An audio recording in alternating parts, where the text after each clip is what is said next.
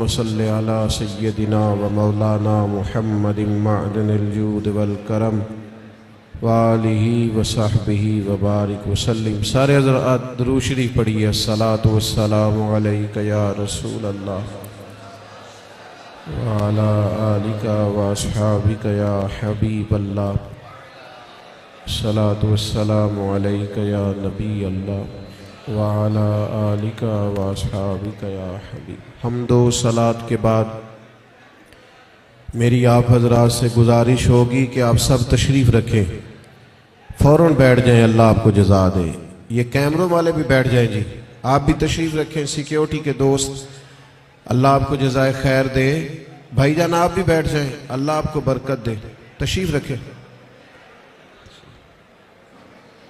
آپ سے عرض کیا تھا بیٹھنے کا، اور یہ موبائل بھی اگر آپ نیچے کر لیں گے تو جو آپ کے پیچھے بیٹھا ہے اسے تکلیف نہیں ہوگی، تھوڑا نیچے کر لیں صرف موبائل کو۔ درود شریف پڑھ لیں بلند آواز سے۔ الصلاۃ والسلام علیک یا رسول اللہ وعلی آلک واصحابک یا حبیب اللہ۔ حمد و صلاۃ کے بعد الحمدللہ آج اس خوبصورت محفل پاک میں ایک بڑی تعداد میں دیکھ رہا ہوں علماء بھی اور دیگر دینی اور روحانی شخصیات بھی جلوہ فراز ہیں۔ اللہ تعالی ہماری اس حاضری کو اپنی بارگاہ میں قبولیت کا شرف عطا فرمائے اور اس محفل پاک کو عقائد کی پختگی، اعمال کی درستگی اور ہمارے گناہوں کی معافی کا سبب بنائے۔ استقبال رمضان المبارک کے تعلق سے آج کی اس بزم نور کا انعقاد ہے۔ اللہ تعالیٰ نے قرآن مجید کے اندر ارشاد فرمایا کہ شہر رمضان الذی انزل فیہ القرآن، فرمایا رمضان کا وہ بابرکت مہینہ ہے جس میں ہم نے قرآن مجید نازل فرمایا ہے۔ میری بڑی آپ سے مؤدبانہ عرض ہے کہ ظاہر ہے مسجد کا بہت احترام ہے، یہ دوست جو ٹھیک کرا رہے ہیں نا سب کو، یہ کبھی چھوڑ دینا سارا کام، اطمینان سے بیٹھیں جی، ماشاءاللہ اللہ کا گھر ہے، پیار سے بیٹھیں سارے،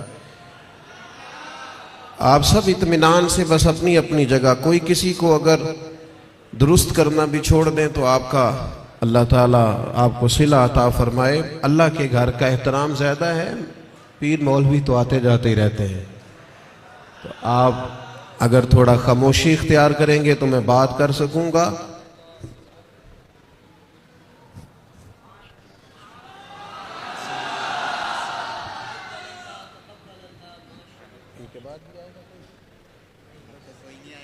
اللہ جزاک بہت سی، اللہ آپ کو برکت عطا، بڑی نواز، بارک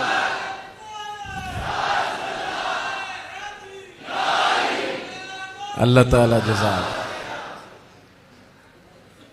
اللہ کریم آپ کو بہترین صلہ عطا فرمائے۔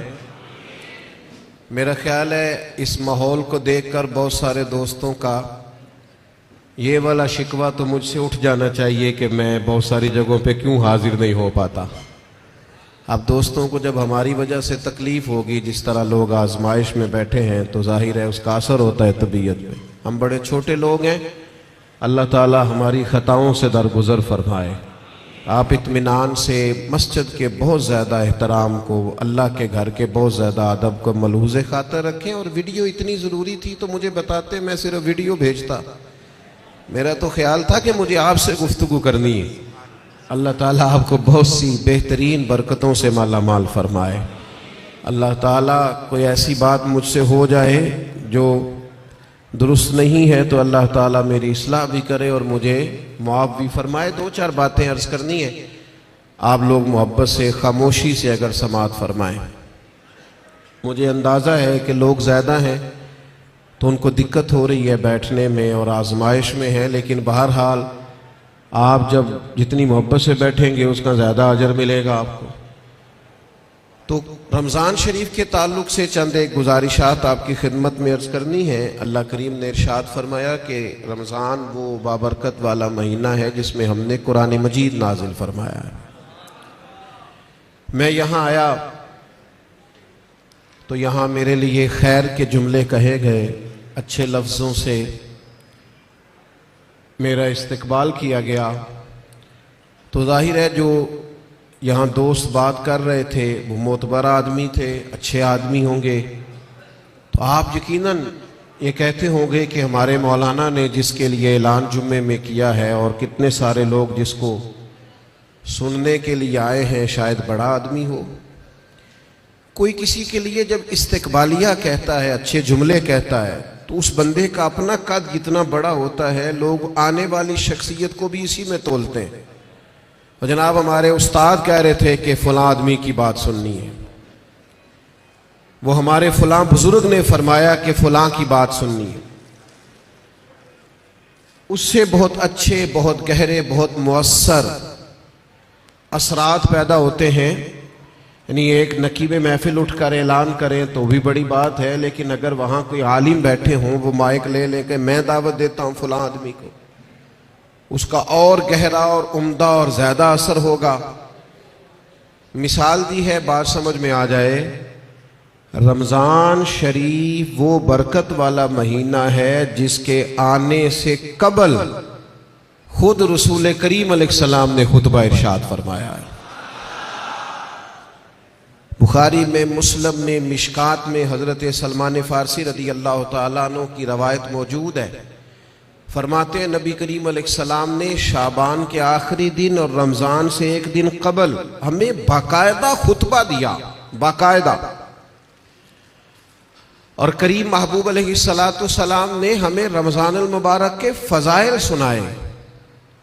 اگر ہم صرف اسی بات کو پیش نظر رکھیں نا کہ رمضان وہ مقدس مہینہ ہے جس کے آنے سے قبل محبوب خطبہ استقبالیہ ارشاد فرماتے ہیں، حضور فضائل بیان کرتے ہیں، ذہن سازی کرتے ہیں، لوگوں کو تیار کرتے ہیں کہ رمضان شریف آ رہا ہے، اور اللہ کے حبیب علیہ السلام نے اس خطبے میں ارشاد فرمایا، لوگوں تم پر ایک برکت والا مہینہ سایہ فگن ہونے والا ہے، اور وہ مہینہ ایسا سعادت والا ہے، ایسا برکت والا ہے کہ فرمایا اس میں تم اگر نفل پڑھو گے تو اللہ فرض کے برابر اجر عطا فرمائے گا، اور اگر تم اس کے اندر فرض ادا کرو گے تو اللہ 70 گنا تمہیں اجر عطا فرمائے گا۔ اب بات کو سمجھیں، رکھتے اتنی ہیں فرضوں کی، لیکن اس کا ثواب بڑھ گیا ہے۔